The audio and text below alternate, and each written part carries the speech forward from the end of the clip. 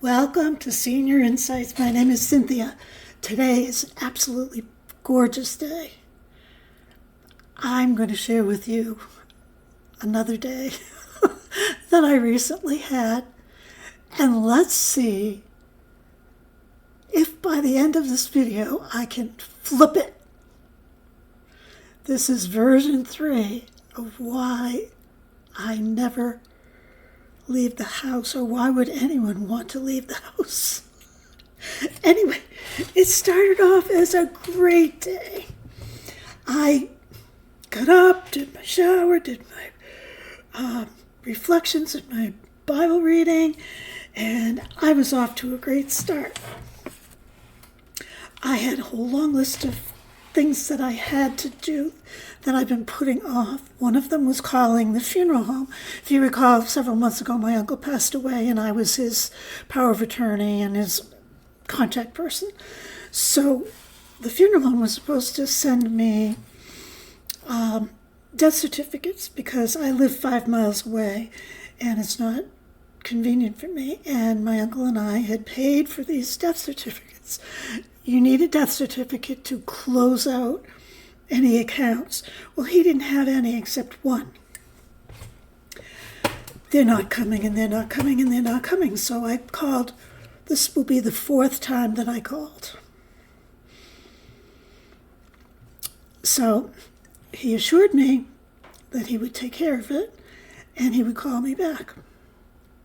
Well, guess what? I haven't had a call since. But that's okay, because in the back of my mind, I'm thinking that, yeah, he did take care of it, because I took his name. And I said, I'm not going to be able to let this slide because I wasn't smart enough to get the person's name that I talked to before.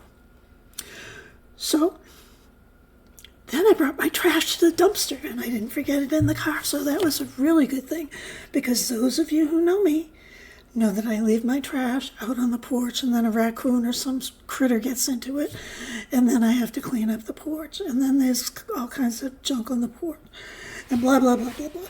But I actually did it. I put it in my car, and I remember that it was in my car, and I put it in the dumpster. And it too was a beautiful sunny day, and things are still going pretty good. So I drive to the post office because I had to mail something.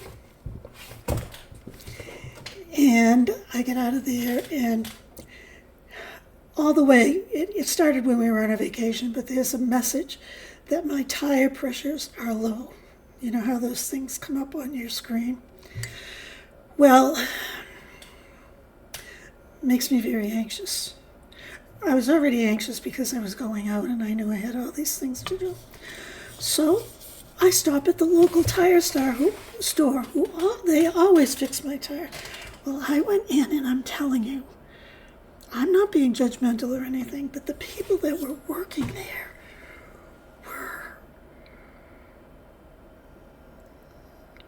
I've never seen anything like it. It was like The Walking Dead. I never saw that show, but it was like people in the apocalypse.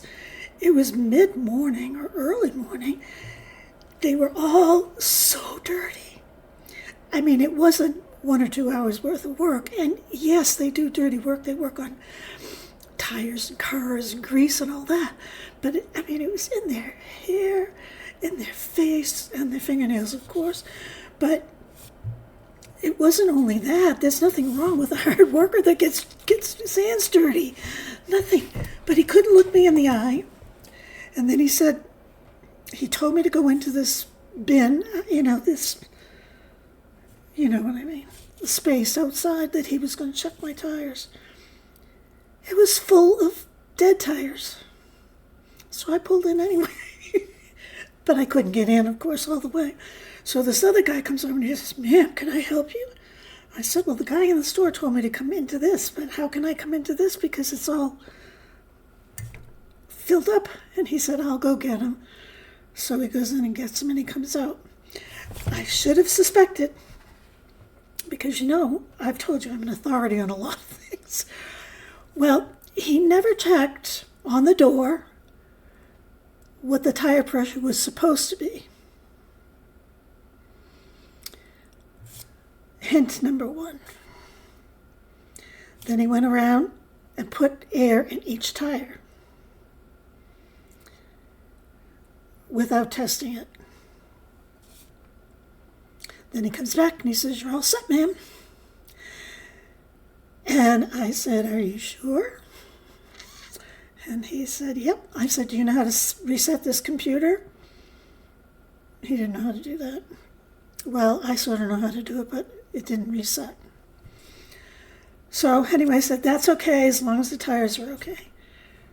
I drive out and I'm driving to my next stop and that light comes on again.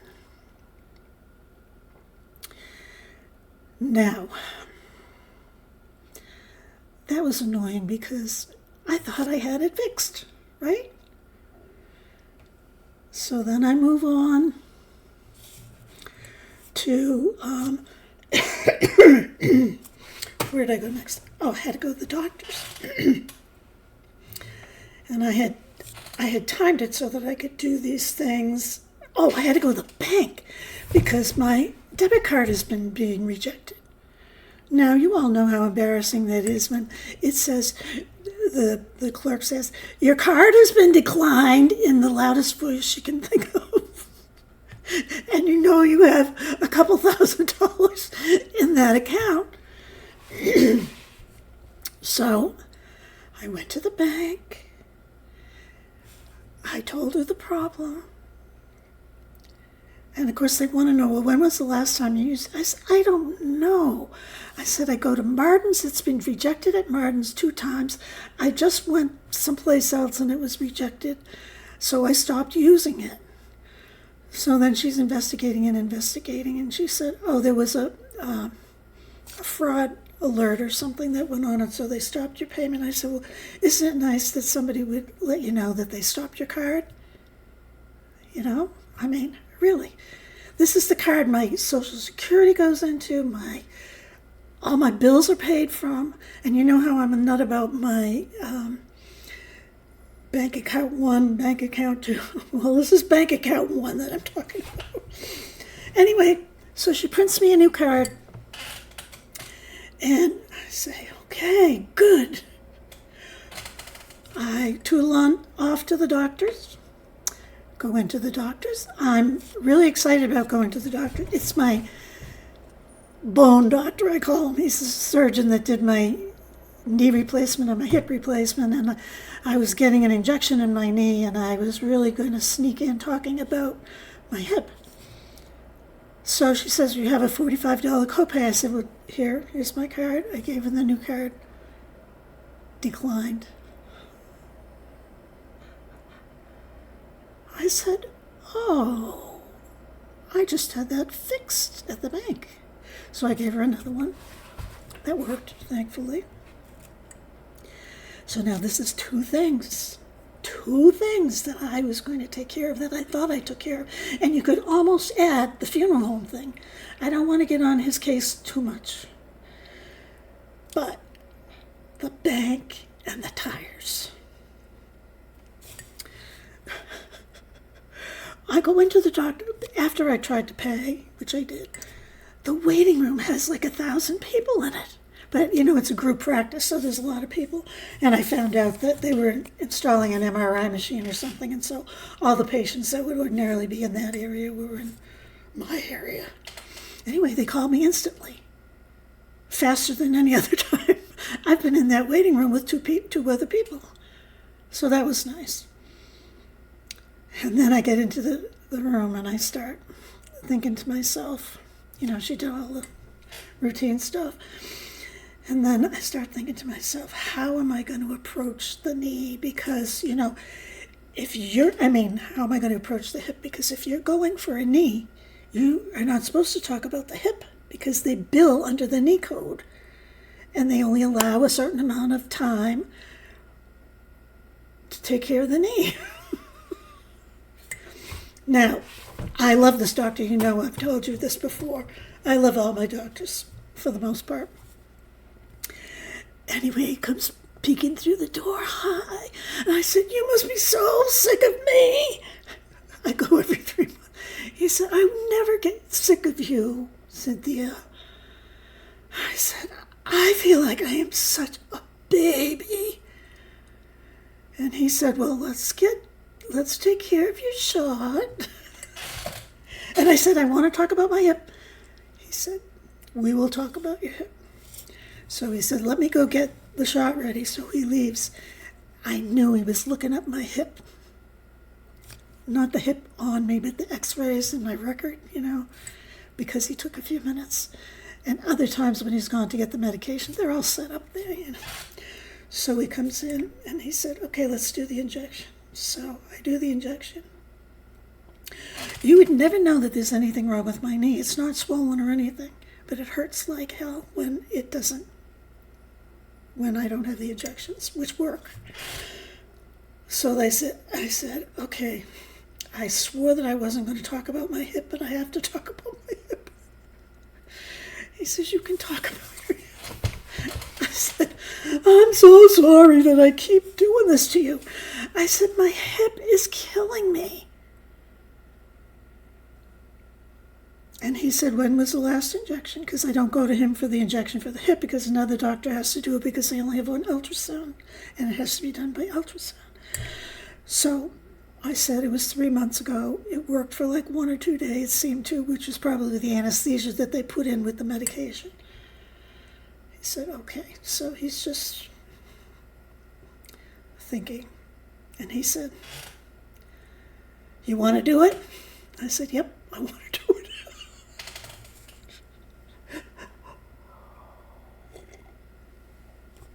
So then I get all like nervous. You're not going to get in any trouble or anything. Is it bad enough? Are you sure it's bad enough? You can justify it?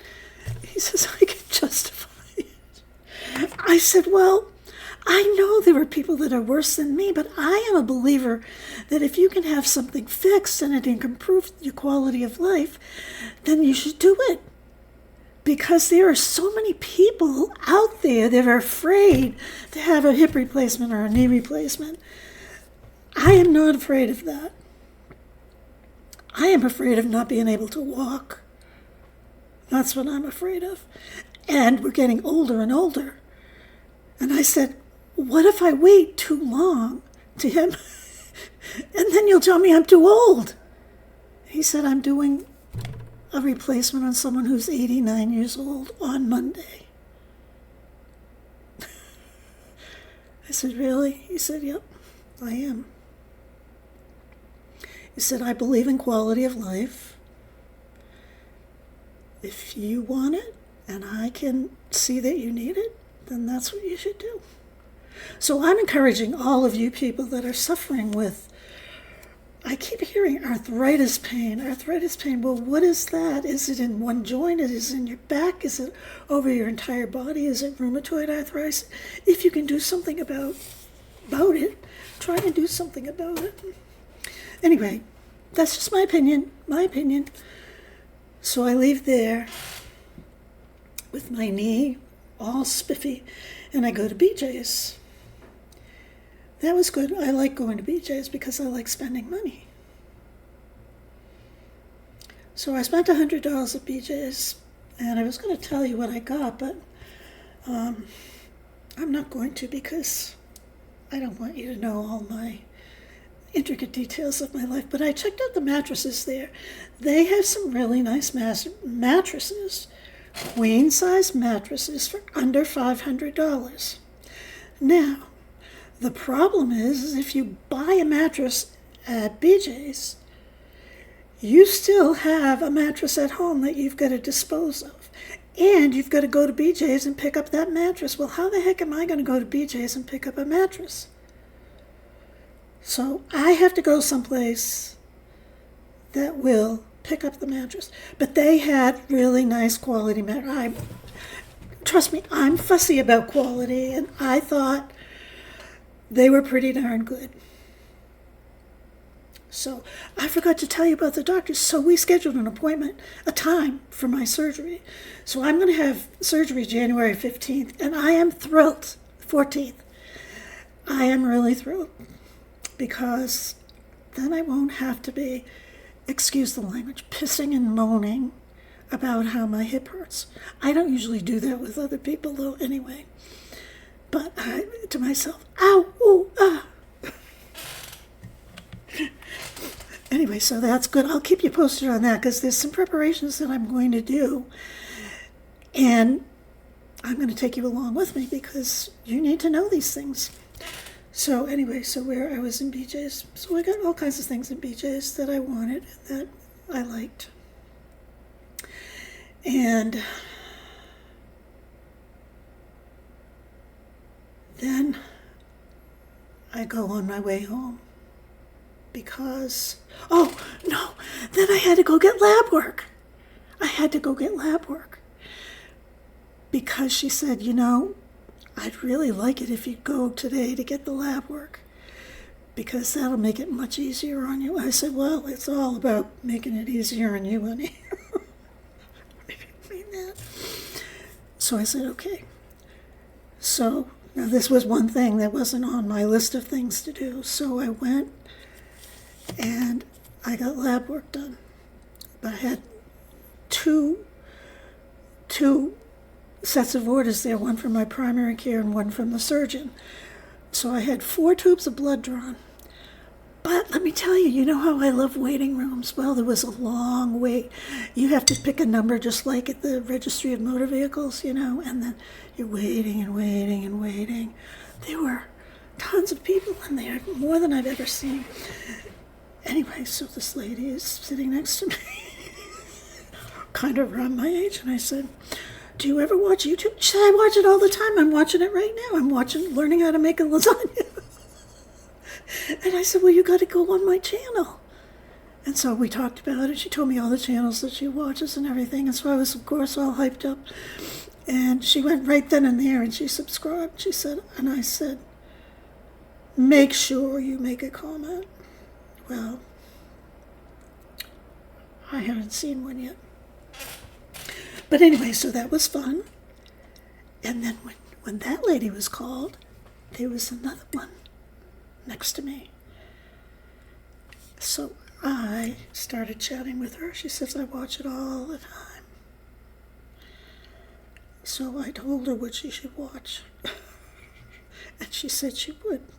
But, she's old, so she might not remember Senior Insights. So there were 2 potential subs, so that was worth it.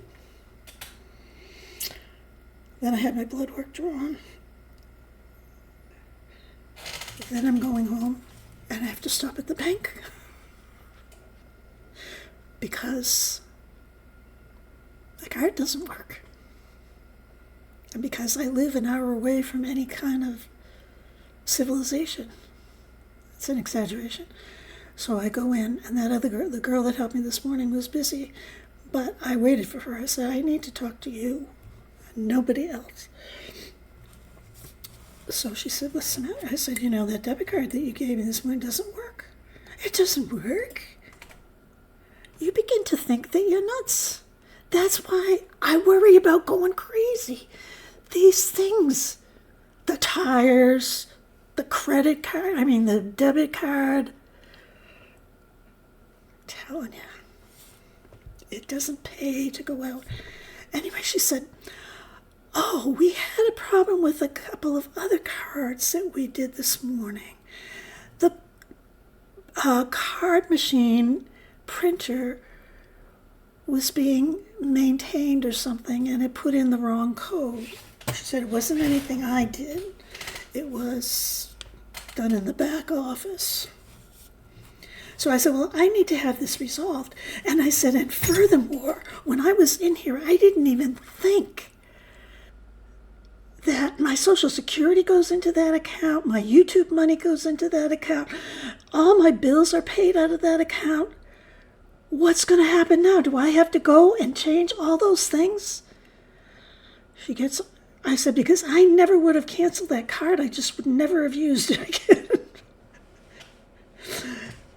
So she goes into the computer. She went through all of my withdrawals of those kinds of things, the automatic withdrawals. And it doesn't affect the actual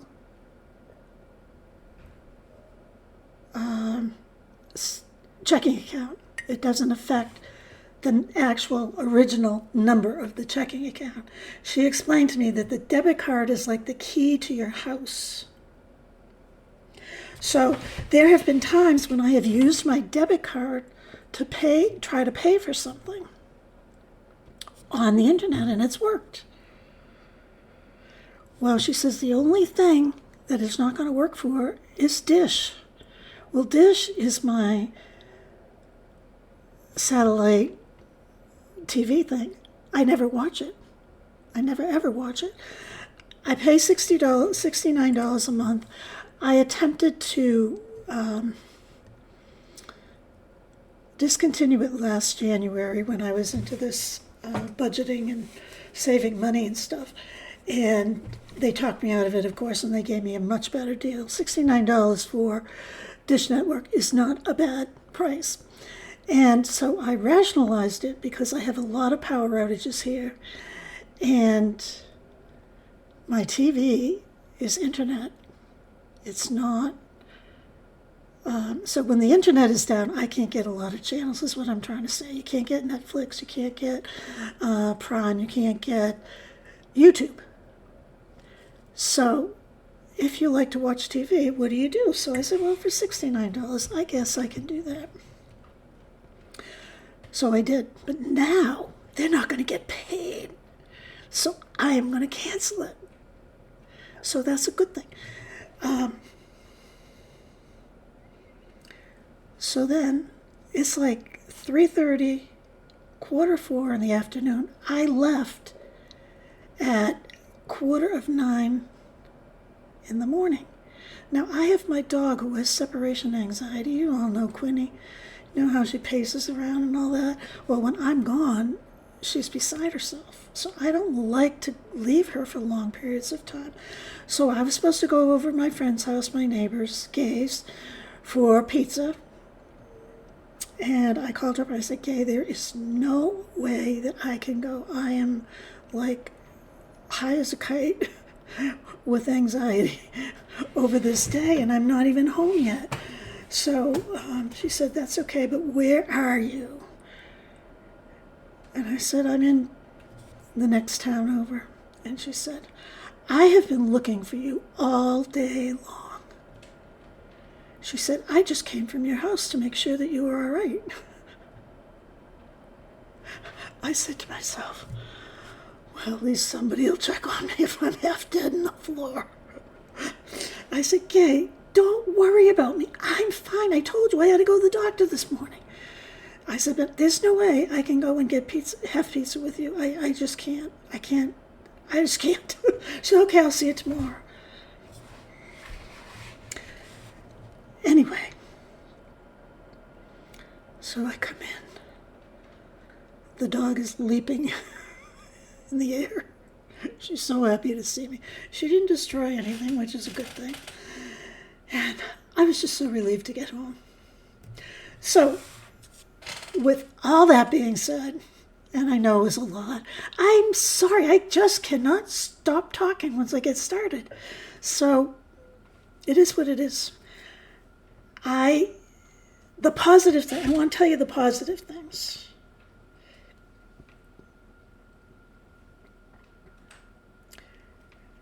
Take the name of the person that you are talking to on the phone.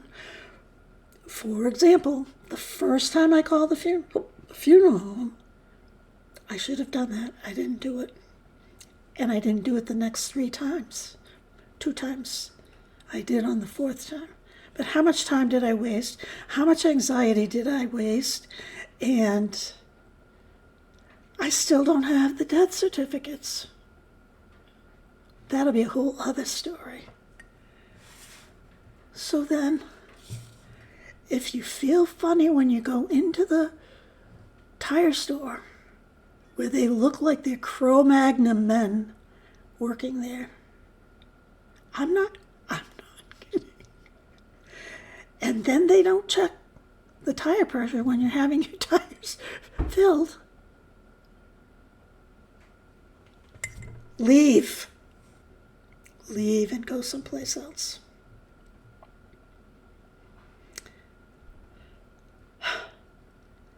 Then the doctor, I have an appointment to have my hip replaced. I am so excited about that. That is a positive thing. My knee injection was a positive thing. My going to BJ's and getting some things. Debbie will love this. I bought a whole big bag of prunes. Who likes prunes? Anyway, so I mailed my letter that I had to mail. And I still have things to do, but I have much better perspective on how I'm going to do them in the future, because I have another doctor's appointment next week at 7 a.m. That'll do wonders for my mental health. But so you can look at, so I'm trying to flip this day around that I had and look at the positive things, but also acknowledge that, it seems like just everything goes wrong. But out of everything that goes wrong, you can find a little spark of something that went right. I texted my daughter and I said, I'm going to have my hip replaced on such and such a date. And she said, good, you want me to come and stay with you? That was a good thing. That was a good thing. Would I love her to come and stay with me? Of course. Do I want to take advantage of her? No. But maybe the first night or the first 2 nights. She's bossy like I am, so it'd be nice to have someone in charge, But anyway, come back again. Tell me, do you have days like this? And if you have days like this, can you flip it around and pull out the good things? Because there's still good things. The sun was shining. It was a great day. Someone wanted me to come over to supper, but there's no way I could have handled that. I will see you tomorrow. Bye.